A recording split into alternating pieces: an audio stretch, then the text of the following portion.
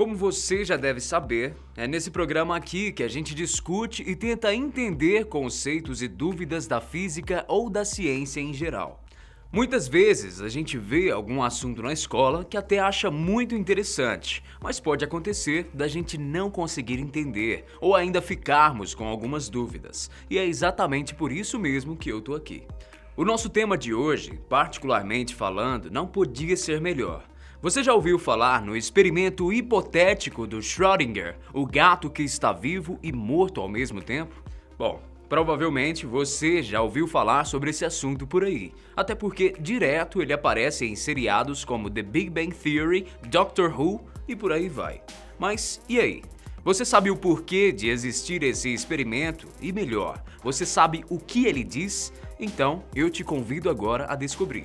Eu sou Guilherme Marques e seja muito bem-vindo aqui ao Porquê das Coisas.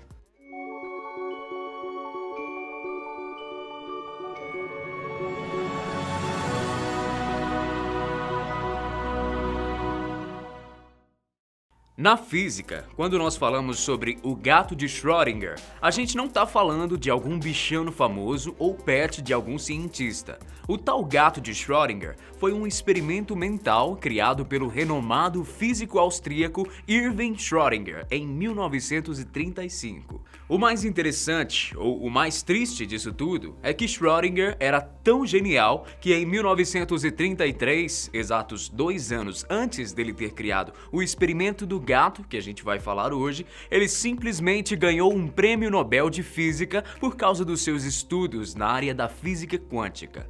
Mas adivinha só pelo que ele é conhecido e lembrado até hoje? Pois é, pelo gato. Mesmo assim, esse físico foi um dos mais importantes na área da física quântica do século XX, ou seja, já dá para imaginar a genialidade do que vem por aí. Mas, vamos lá. O que é esse experimento então? A física quântica, como vocês já devem saber, é quase um mistério para os cientistas e uma loucura para os leigos, porque, segundo ela, coisas que são inimagináveis podem acontecer. Mas o grande problema de se estudar a física quântica é que é extremamente difícil se provar alguma coisa dentro do campo dela, porque ela lida com os fenômenos que acontecem entre as partículas atômicas e subatômicas, que são aquelas que são iguais ou até menores do que um átomo. No final das contas, os estudos ficam só na teoria, porque é impossível fazer um teste prático com esse tipo de partícula. E se isso ainda é assim nos dias de hoje, imagina só na época do Schrödinger, que nasceu em 1887. Pois é, o experimento do gato de Schrödinger surgiu exatamente para mostrar o quão malucas podem parecer as leis da física que regem o universo subatômico, quando comparado com o nosso universo, o macro, o palpável. Além, é claro, de servir como um exercício esclarecedor para tornar a ideia toda do que acontece com as subpartículas um pouco mais compreensível.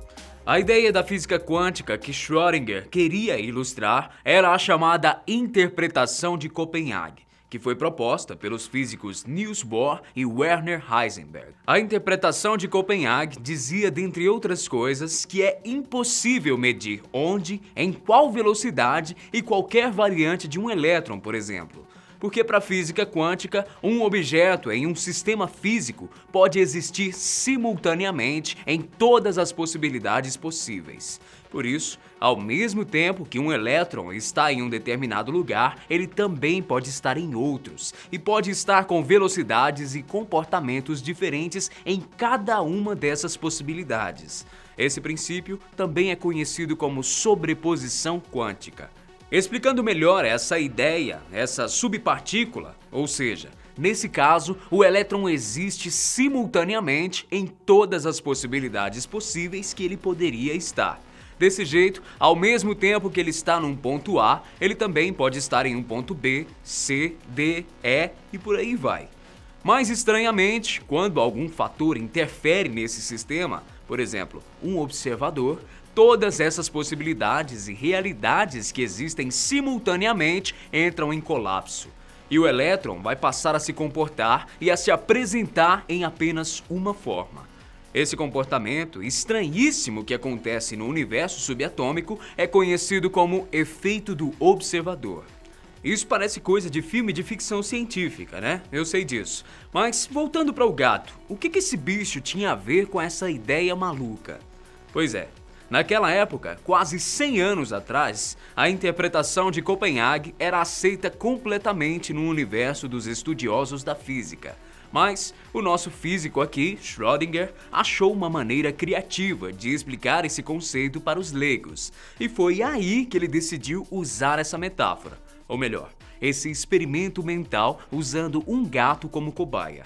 A proposta dele era a seguinte: imagine só uma caixa de alumínio, que não deixa ninguém ver o que existe dentro, com um gato no seu interior, um frasco com gás tóxico, uma quantidade bem pequena de substância radioativa, um martelo e um contador Geiger, que é um aparelho que consegue detectar qualquer minucioso sinal de radioatividade.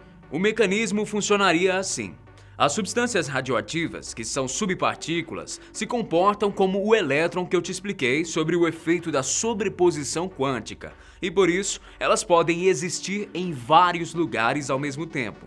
Isso significa dizer que existem 50% de chances delas se deteriorarem e serem detectadas dentro da caixa, e 50% delas não serem percebidas ali.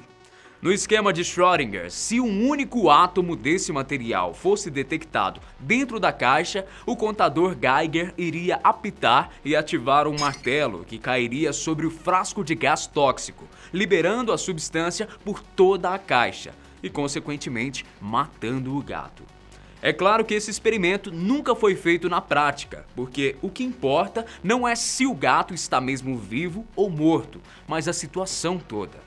Segundo a interpretação de Copenhague, enquanto a caixa estivesse fechada, teoricamente, o bichinho estaria vivendo todas as situações possíveis. Afinal, não é isso que essa interpretação diz? Que um objeto em um sistema físico pode existir ao mesmo tempo em todas as possibilidades? Pois é. Na prática, a gente bem sabe que não é assim que as coisas funcionam. Até porque gato zumbi, até onde eu saiba, não existe. Por isso, ao invés de estar vivendo todas as possibilidades, o gato simplesmente estaria vivo ou morto, vocês concordam? Para ele, a grande questão é que, usando o gato como exemplo, toda a ideia maluca de como funcionam as leis da física no universo das micropartículas ficariam mais fáceis de se entender. O gato, nesse exemplo, seria o próprio elétron, que dentro de um sistema físico não observável estaria existindo em todas as possibilidades, podendo estar vivo e morto ao mesmo tempo. No fim das contas, o efeito do observador que conhecemos na física, que é aquele que obriga o elétron a se apresentar em apenas uma forma, aconteceria nesse esquema quando alguém supostamente abrisse a caixa e obrigasse o gato a aparecer em apenas uma condição, ou vivo ou morto.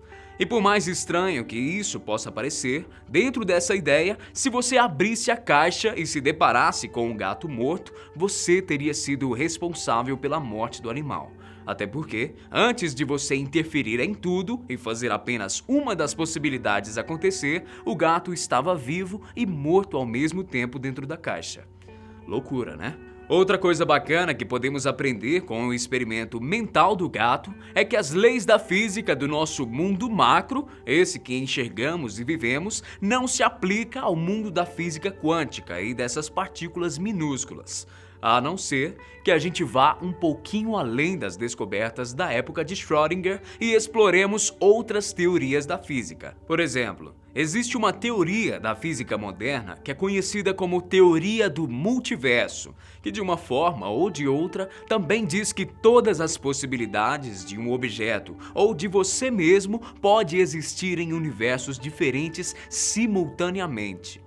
Para a teoria do multiverso, que inclusive já foi explicada aqui no canal, existem universos infinitos e em cada um deles existe um planeta parecido com o nosso e, segundo a matemática e a probabilidade, também vai existir alguém igualzinho a você, porém que vive uma possibilidade e realidade, mesmo que sutil, mas diferente da sua.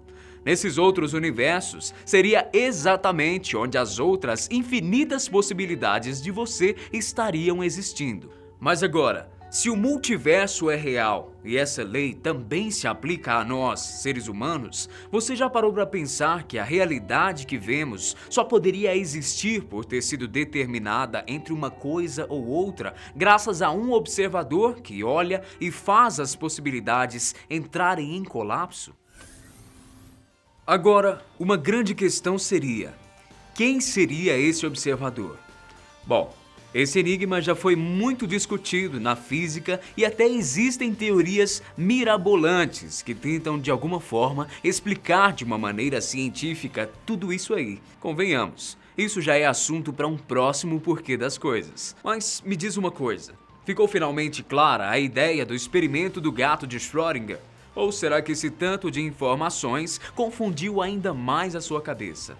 Bom, o assunto é complexo mesmo. E se você achou tudo uma loucura ou complexo demais, não desespere, porque até mesmo os cientistas e estudiosos mais capacitados ainda não conseguem entender muito bem toda essa maluquice. Em 1999, para vocês terem uma ideia, o próprio vencedor do Nobel de Física, o holandês Gerardus Hooft, que também é especialista na área da física quântica, falou desse experimento do gato de Schrödinger e concluiu: esse exemplo mostra que ainda não entendemos as implicações mais profundas da mecânica quântica.